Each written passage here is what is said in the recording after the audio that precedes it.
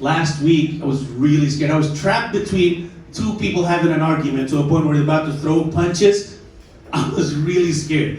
He's a fellow comic friend of mine, and here's another comic who's very big, and they're about to fight, and I'm very scared because I don't fight. I'm Asian, but I'm not that kind of Asian. I'm not that kind of Asian. You know what I'm saying? I'm like the kind of Asian. I'm not that kind of Asian. Because you know the Japanese are known for ninjas and samurais. Chinese known for kung fu. I'm from Indonesia. We're known for Bali. Not really that aggressive. Yo, did you just laugh for the first time? Yo, I'm making it. I'm gonna make it in New York, you guys. Cracked him. I was so scared. A fellow friend of mine saw me and he said, "You look white." I guess I was, because I'm very scared. I was so white, I was about to tell people to go back to their country.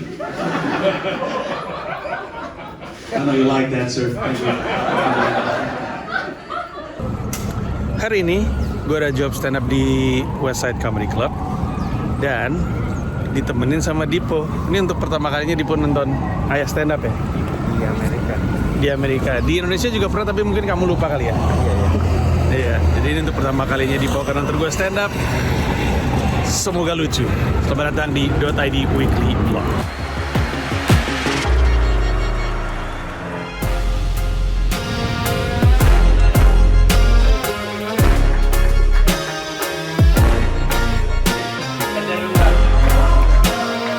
Officially my first ever payment.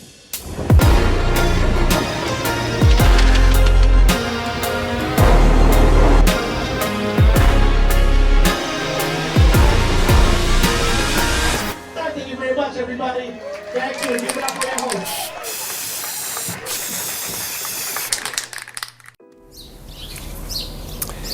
Minggu kemarin ini, episode ini episode yang membingungkan karena gue tadinya mau bilang bahwa ini adalah minggu yang sangat-sangat buruk, minggu paling buruk. Tapi kemudian di minggu ini terjadi sesuatu yang sangat-sangat membahagiakan buat gue, sangat-sangat membanggakan. Yang membuat gue pada akhirnya gak bisa bilang ini minggu yang terburuk dalam hidup gue, karena ada sesuatu yang tidak pernah terjadi seumur hidup gue yang baik dan gue harapkan terjadi di minggu ini. Mungkin emang gitu aja hidup ya. Dibilang hidup tuh roller coaster tuh paling akurat, naik turun muter-muter landai, tiba-tiba mendaki, terus pelan-pelan mendakinya, tiba-tiba dibanting, paling akurat. Bener Ronan Keating, life is a roller coaster. Bener dia. Boleh juga tuh orang Inggris satu. Ngapain dari gue gini? Gak ada kantong. Oke, tapi minggu ini dimulai dengan perkara. Senin dan Selasa gue gak open mic. Karena Senin rumah gue banjir. Tapi bukan banjir gara-gara hujan dan segala macam. Ada dampaknya karena hujan juga, tapi lebih karena pipa pembuangan air main pipe gua ya. Main pipe gua tuh kesumbet. Sehingga basementnya banjir. Dan basement yang banjir itu gara-gara boiler room. Jadi dia banyak rumah Amerika ada namanya boiler room. Biasanya boiler room itu kayak area di basement di mana heater itu taruh di situ. Baik heater rumah ataupun heater air, di mana dua-duanya tangki, terus di bawahnya ada tungku aja bener-bener api gitu. Dia nyala secara berkala untuk manasin air, sama ini untuk manasin rumah ketika dibutuhkan. Ada gas pipe-nya, terus ada pembakarannya. Nah, karena banjir, si tungku pemanas air gue nggak bisa nyala, apinya nggak bisa nyala karena basah. Karena banjir itu tadi.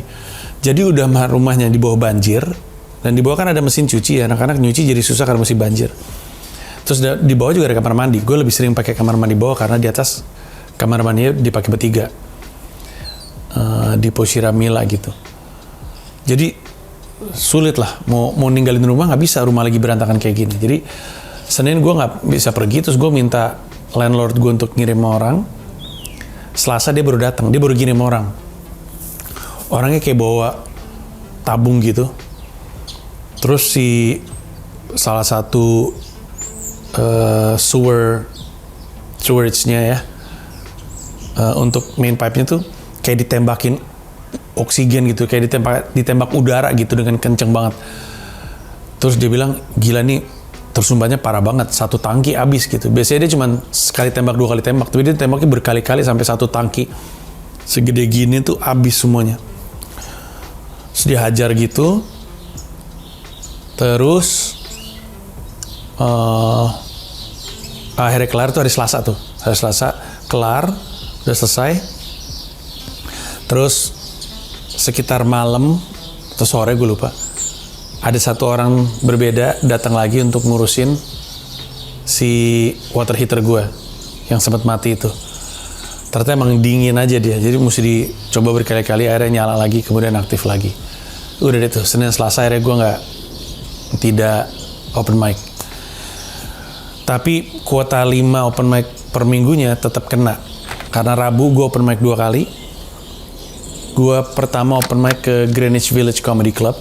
Recently, the Indonesian government just passed a law to ban premarital sex, and I don't know why all these podcasters they sound upset. It doesn't affect them. It's not like they're going to Indonesia, so we know you guys don't go places. Maybe Cancun, that doesn't count. I don't think so. Terus kelar dari situ, gue langsung pindah ke Dynamite, itu open mic di Producers Club. Muslim male are allowed to have up to 4 wives. Yeah, I'm married and I'm a Muslim, but I'm not in a polygamous relationship. But not because I don't want to have 4 wives. I don't want to have 4 father-in-laws. That's just it. I have one and I'm not really feeling this one. Open mic di situ. Terus Kemis, gue open mic di Broadway Comedy Club. But just so that you know, everybody in Indonesia is still fucking. We love fucking. We never listen to the government, so we're not gonna bother. Recently, I found out about a Muslim dating app. Saw it on a subway train. There's a Muslim dating app. It's called Muzz with 2 Z's, like jizz. But they don't call it a dating app. They call it a marriage app because in Islam you're not allowed to date because Islam believe dating is a gateway to sinful acts like anal and sucking dicks and saying I love you when you don't really mean it because you say anything to fuck this person. Right? Terus itu yang gue pernah cerita, letaknya tuh tidak jauh dari Warkop NYC, sehingga pulang dari Broadway Comedy Club, gue mampir ke Warkop NYC beli gorengan untuk dibawa pulang ke rumah untuk snack sore, ada gorengan. Terus nah, Kamis ke Jumat adalah hari yang berat sekali. Dari jam 8 malam, yang berarti di Jakarta jam 7 pagi. Dari jam 8 malam sampai mungkin jam 2 apa jam 3 apa setengah 3 pagi, gue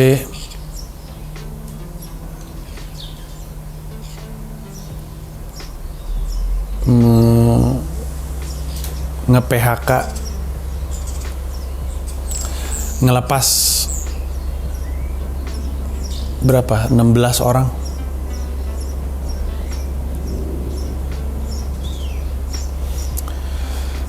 Dampak dari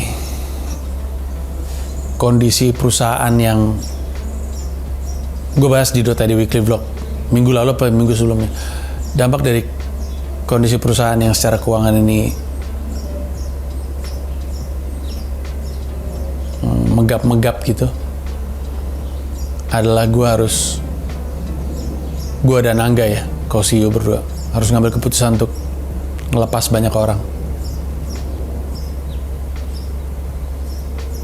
Dan keputusannya itu panjang, sebenarnya selama berminggu-minggu itu meetingnya nggak selesai-selesai. Ada opsi potong gaji satu perusahaan selama 1 tahun, ada opsi PHK, ada opsi kombinasi. Lalu ada diskusi sama head departemen masing-masing, sampai akhirnya keputusan yang diambil adalah ya sepakatnya akhirnya PHK. Nah,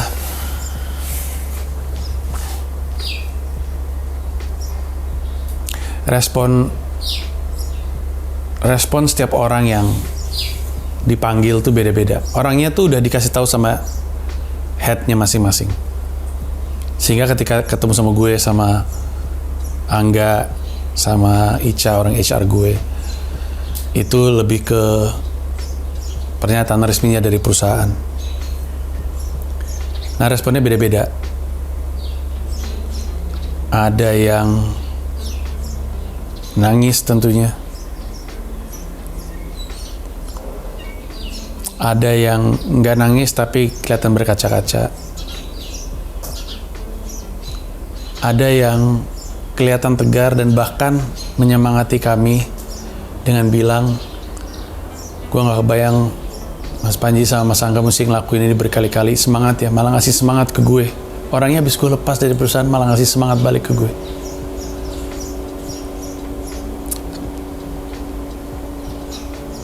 Ada yang nggak terima.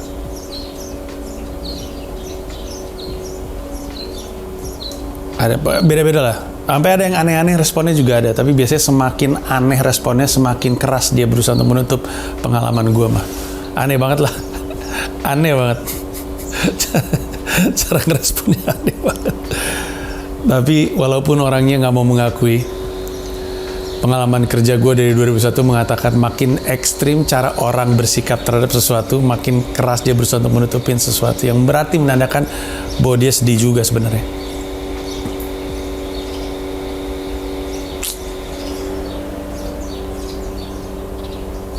Bahkan gue dapat kabar bahwa banyak orang-orang bilang, gue mendingan udahlah nggak apa-apa lah, gue nggak harus gaji nggak apa-apa lah, tapi gue yang penting tetap di markas Comika gitu, tetap kerja.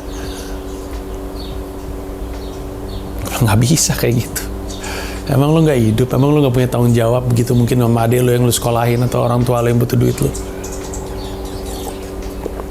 Berat sekali untuk gue. Berat sekali.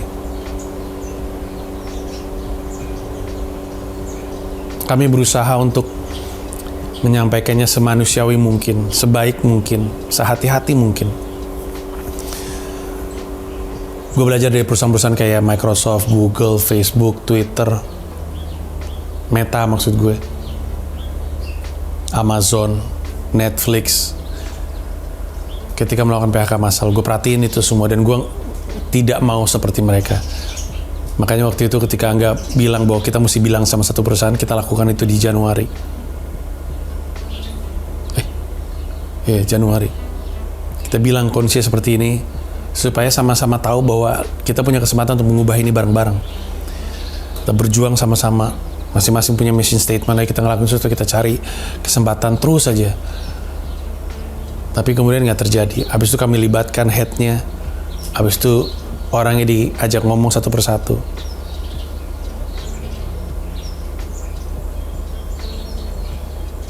Nggak cukup tapi. Kalau kata James Ingram, there's no easy way to break somebody's heart. And it breaks my heart to see their heart break. Karena semua sayang markas Comika. Semua seneng di markas Comika, seneng.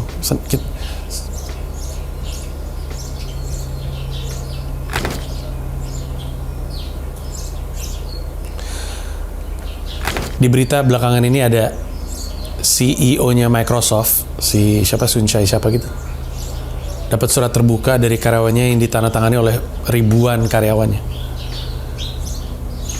Surat terbukanya itu meminta CEO si Microsoft ini untuk tolong lebih manusiawi, karena mereka nggak tahu apa-apa. Jadi mereka nggak dikasih tahu. Pokoknya dapat surat, lu di PHK, lu mesti berhenti.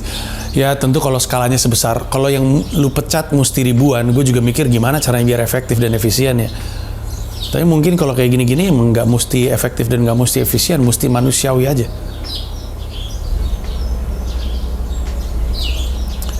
Twitter lebih aneh lagi. Tiba-tiba komputernya nggak bisa diakses aja. Nggak bisa diakses. Pas ditanya, gue kenapa nggak bisa ngakses kerjaan gue ya? Oh iya, sorry, lu dipecat gitu. Hah? Gitu. Gue nggak pengen tuh kayak gitu tuh.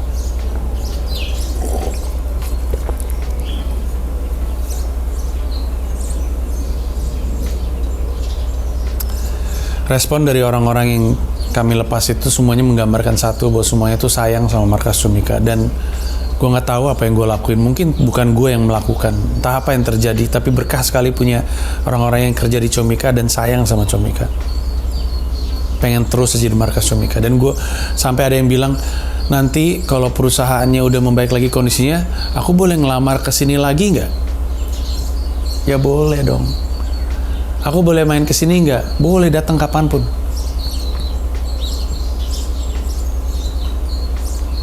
Semuanya bilang, semuanya mengerti keadaannya. Ada yang nanya waktu itu, perasaan lu waktu di wawancara Putri Tanjung sekitar bulan Desember, lu bilang ditanya perusahaan gimana? Lu jawab baik-baik aja. Karena pas sekarang berputar balik dalam waktu 4 bulan. Itu yang nanya siapa ya? Di Twitter kalau nggak salah ada yang nanya kayak gitu. Terus gue bilang sama dia di Twitter, pertanyaan bagus, jawabannya nggak pendek, nanti gue bahas di Dota di Weekly Vlog ini. Gue bilang, jawabannya adalah karena A, itu menggambarkan betapa distantnya gue sebagai co-CEO terhadap perusahaan. Dan gue bilang salah satu kesalahan terbesar gue adalah lepas gitu. Harus gue akuin ini tuh ada egoisnya. Gue pernah ngomong sama Toro, gue lagi pengen fokus di sini, tolong jalanin ini perusahaan. Padahal nggak bisa. Masa orang yang baru megang tiba-tiba lu, namanya kerjaan juga ada transisi kan. Pertama itu menggambarkan buruknya gue sebagai co-CEO. Sesuatu yang dicoba diperbaiki tahun ini, sekarang gue lebih hands on lagi untuk gue sama Toro benar-benar bagi dua, perusahaan dibagi dua. Ada yang report langsung ke gue, report langsung ke dia. Dibagi berdasarkan aim dari departemen ini.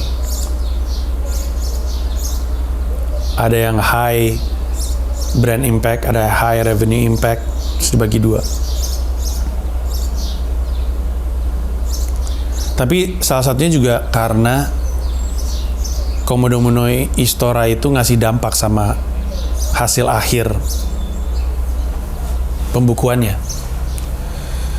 Karena jeleknya pengalaman orang yang nonton. Ini harus disadari, ini tuh krusial loh. Orang tuh udah tahu Panji punya 8 pertunjukan stand up comedy special dan memuaskan sehingga mereka mau bayar 1,5 juta untuk nonton langsung. Dan ketika kepercayaan itu patah karena experience yang gak enak, itu tuh besar maknanya, bukan cuma untuk mereka tentunya karena ngerasa kepercayaannya dipatahkan, tapi untuk gue. Sehingga keluar kompensasi itu. Kompensasi itu yang kami berikan tidak murah. Itu mengurangi profit, dan profit itu yang sebenarnya diharapkan untuk ngasih dampak kepada si bottom line-nya itu. Nah, ketika akhirnya tutup buku, kelihatan deh tuh. Dan ada banyak hal-hal lain yang blindsided gitu ya. Tambah kondisi awal tahun yang mengejutkan sekali secara revenue yang dihasilkan, membuat ini terjadi. Tapi tanggung jawab gue, makanya gue mau memutarbalikkan keadaan berdua sama Angga untuk di tahun ini. Lucunya, menurut gue, cara Comika berusaha untuk memutarbalikkan keadaan bisa jadi sesuatu yang oleh penikmatnya Comika tuh kabar baik. Tungguin aja, gue nggak bisa ngomongin sekarang. Harus jelas dulu semuanya baru gue bisa ngomongin. Tapi kami berusaha untuk memutarbalikkan keadaan. Terus lucunya, sehari dari itu orang-orang udah bercandain soal ini, udah dibicarain sama anak-anak markas. Aneh banget emang perusahaan stand up comedy. Padahal setelah kami seharian, itu diingat gue sampai jam 3 loh, itu gue nggak bisa tidur. Sampai jam 4:30 kalau nggak salah. 4:26 kayaknya terakhir kali gue ngeliat, nggak bisa tidur tuh gue. 4:26 pagi. Terus gue bilang sama semua orang yang terlibat, gue bilang, guys, ini pasti berat untuk lo. Take a break lah, kita mungkin harus istirahat. Makanya Senin hari ini di Jakarta, markas Comika, WPI, perusahaan gue libur. Anak-anak pada ke Dufan karena mereka sedih. Senanya sama gue, waktu itu anak-anak pernah ke Dufan tuh, yang ngurusin barternya siapa ya, Mas, kata Devita, executive assistant gue. Terus gue lupa siapa yang ngurusin, akhirnya dia yang ngurusin sendiri karena dia dulu kerja di Ancol. Terus akhirnya mereka berangkat hari Senin ini. Baik yang dilepas ataupun yang dilepas tuh sama sedihnya karena kehilangan teman-temannya. Daripada ke Dufan untuk happy-happy. Barternya postingan gue.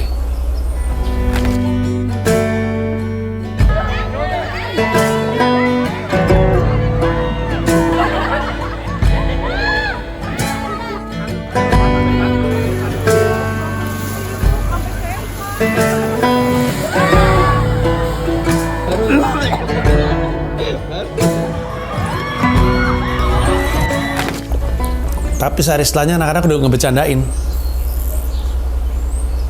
Kayak Zen, ada orang IT kami bilang, hey guys, internet di markas mati dulu bentar ya untuk sesaat ya.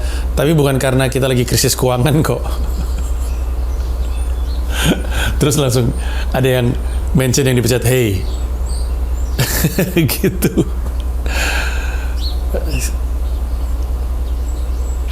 Ya setiap orang ngeresponnya dengan cara yang berbeda-beda. Nah gue tuh sebenarnya tuh sedih banget itu. Hari Jumat tuh suram banget buat gue. Terus gue datang ke open mic-nya QED. Gue pernah cerita di Dota di Weekly Vlog sebelumnya. QED tuh open mic yang hari Jumat ya. Itu kocak karena itu open mic umum. Jadi ada yang bermusik dan segala macam ya. Nah kemarin itu gila random banget. Ada bapak-bapak aki-aki umur 60-an stand up pakai wig ijo. Habis itu ada yang nyanyi pakai gitar, habis itu orang yang sama stand up sambil main Rubik. Lalu ketika dia selesai Rubiknya. Habis itu ada satu nyanyi, ini aneh banget. Dan namanya Christian Conti, temen gue. Dia biasanya open mic biasa aja. Dan biasanya itu tipis-tipis lah gitu, dia nggak pernah berhasil benar-benar pecah. Kemarin dia datang jadi karakter gitu, nyanyi, lucu banget. Gue gak pernah ngeliat dia selucu itu jadi karakter gitu, dia nyanyi. Terus tiba-tiba di tengah-tengah nyanyi ada titit keluar dari celananya, titit mainan. Gue ada video di mana dia lagi nyanyi, tititnya belum keluar, sama video dia nyanyi, tititnya keluar. Aneh banget, lucu banget. Habis itu ada orang buta stand up. Habis itu gue stand up. In Jakarta, people become comics because they like to tell jokes, like to make people laugh. In New York, I feel like a lot of people become comics because otherwise they would kill themselves. Or kill someone else. Gila banget. Udah nih, ngangkat lagi mood gue, ngeliat anak-anak di Comika udah ngebecandain. Terus, itu kedengeran gak itu? Dari tadi? Kenceng bener ya? Maaf ya. Terus habis itu hari Sabtunya gue tuh ada ngisi acara di West Side Comedy Club di Manhattan. Ini ketiga kalinya gue ngisi, ini bringer show. Gue harus bawa 4 orang kalau mau manggung. Kalau lu ingat, terakhir kali gue di West Side Comedy Club itu gue nggak berhasil bawa 4 orang tapi tetap bisa manggung. Tapi gue panik gitu. Gue cuman berhasil, orang yang gue lihat tuh ada 2 gitu. Tapi ternyata yang beli 3, 1 nggak datang. Nah, pertama kali gue berhasil bawa mungkin 13-15 orang. Pertama kali gue ngisi di situ bawa 15 orang Indonesia. Kedua kali gue di situ cuma berhasil bawa 2. Kemarin gue ngisi di West Side Comedy Club cuma dapet 1. Gue posting terus, tolong dong, gue butuh orang, gak ada yang datang. Cuma dapet 1. akhirnya gue sampai di email, lu belum ada yang beli sama sekali tiket ya. Oh ya kalau gitu gue akhirnya dapat 1 orang untuk beli tiket. Terus gue bilang terus dia bilang gini, karena lu udah pernah, lu bawa 3 aja cukup. Oke kalau gitu akhirnya sih orang satu yang beli itu namanya Robby. Kalau lu nonton Dota di Weekly Vlog awal-awal lu sempet ngeliat Robby. Robby akhirnya gue tanya, lu ada satu yang bisa nonton bareng lu nggak? Akhirnya dia ngajak sepupunya gitu atau siapanya gue lupa. Kurang 1 orang lagi. Gue lihat informasinya untuk 16 tahun ke atas. Kalau 13 tahun ke atas harus sama orang tua. Saya terpikir Dipo. Akhirnya gue minta tolong Dipo untuk datang nonton gue. Nah, ini adalah untuk pertama kalinya dia nonton gue di Amerika Serikat. Dia sebenarnya kalau nonton stand up, dia sebenarnya pernah nonton gue stand up di Stand Up Fest 2 kalau nggak salah. Itu momen yang dia ngelihat gue, terus dia habis itu bilang gue nggak pengen dijadiin materi stand up lagi sama lu. Kalau masih ingat cerita ini, itu tuh momennya tuh dia masih kecil, tapi dia sekarang lupa sama momen itu. Nah jadi praktis dia tuh sebenarnya pernah, tapi dia nggak ingat dia pernah nonton gue stand up. Jadi kemarin itu adalah kali pertama dia benar-benar secara sadar nonton gue stand up. Sejak anak gue lahir, gue tuh nunggu dia umur 15 tahun, si Dipo ini. Karena kalau nonton gue itu kan harus 15 tahun ke atas. Dipo ini udah 15 tahun. Nanti bulan Mei dia 16 tahun. Jadi sebenarnya dia udah bisa tuh nonton show gue di stand up di mana-mana karena udah masuk umurnya. Gue udah tunggu-tunggu tuh momen dia nonton gue stand up, pasti akan membahagiakan sekali. Akhirnya datang kemarin harinya. Supaya dapat kuota 3 itu. Datang gue sama Dipo nonton. Sepanjang acara, ketawanya Dipo tuh paling kedengeran. Padahal dia, kan gue duduk sama komika-komika, dia duduk di penonton, tapi duduk di pojok sana. Ketawanya dia tuh khas sekali, kedengeran terus. Tapi pas gue di atas panggung, gue gak dengar suara dia, tapi karena gue lebih fokus ke set gue sendiri. Terus gue ngerasa gue pecah, tapi gue nutupnya buru-buru karena gue kaget. Waktunya udah habis, gue gak ngeliat lampunya. Terus, tapi gue ngerasa pecah. Gue ngerasa gue kedua terpecah. Ketiga terpecah. Clayton nomor 1, kedua ada 1 orang Australia, terus gue. Dari line up mungkin sekitar ada 10 atau 12 orang. Terus ada 2 orang yang duduk di situ tapi nggak jadi manggung karena nggak berhasil bawa penonton. Pulangnya gue tanya sama Dipo. Responnya seperti apa? Ini video gue nanya sama Dipo. Alright, Dipo, how was it? It's good. It's good? Dipo senang? Yeah. My cheekbones were already hurting after the first person came up. Kamu ingat nggak joke-nya ayah yang kamu suka? Yang comparing Indonesia to like Japan or China. Oh iya, kamu suka itu? Yeah. Yeah. You think I did good? Yeah. Yeah. Thank you, Dipo.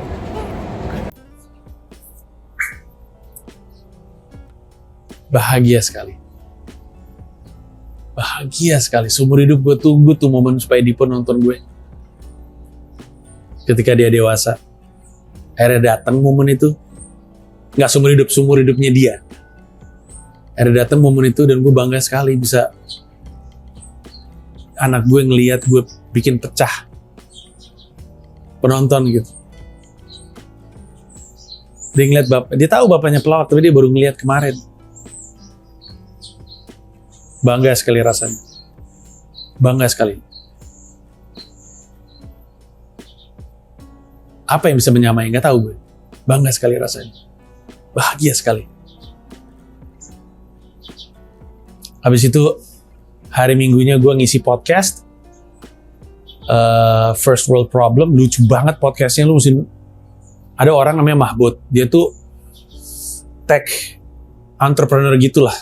Banyak bikin startup. Salah satunya Rap Genius dia yang bikin. Tapi kemudian karena kontroversi mulutnya dia dipecat dari perusahaan yang dia bangun. Orangnya wah suram banget. Dan ini episode bisa jadi menyinggung banyak hal. Semua orang dicela-cela, Mark Zuckerberg, Joe Rogan, semuanya dicela-cela sama dia. Habis itu selesai. Itulah minggu kemarin. Gimana menurut lu? Minggu yang apa tuh? Minggu yang buruk? Minggu yang baik? Nggak tahu gue.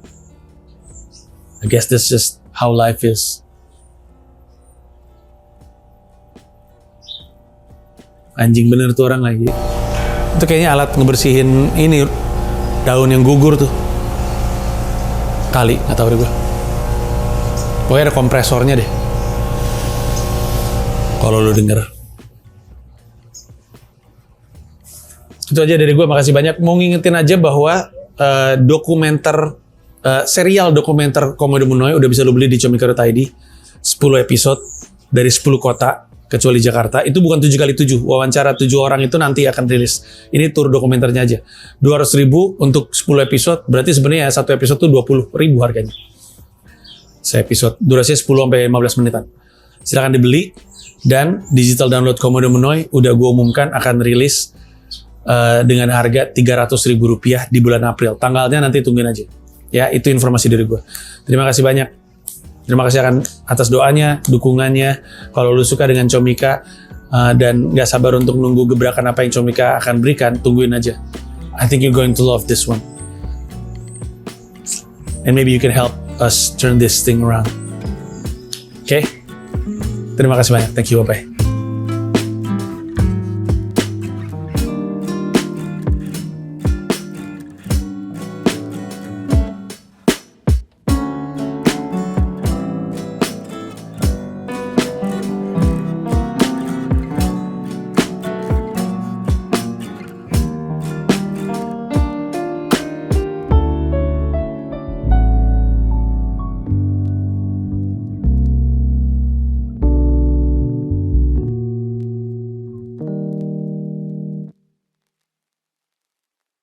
Terima kasih banyak udah nonton video ini sampai akhir. Mau mengingatkan saja bahwa seluruh video gua stand up di New York City bisa lu akses dengan menjadi member YouTube gua. Ada 3 level, ada yang Rp30.000, Rp125.000, ada yang Rp1,5 juta, masing-masing punya manfaat sendiri-sendiri. Tapi yang pasti, dari yang Rp30.000, lu udah bisa akses semua video stand up gua di New York City tanpa disensor, tanpa dipotong, termasuk video-video yang sebelumnya. Terima kasih sekali lagi. I lost me voice from an Irish blowjob. I lost me foreskin out from an Irish blowjob. From an Irish blowjob. I lost me foreskin out. I lost me foreskin from an Irish blowjob. I lost me foreskin out. I lost me foreskin.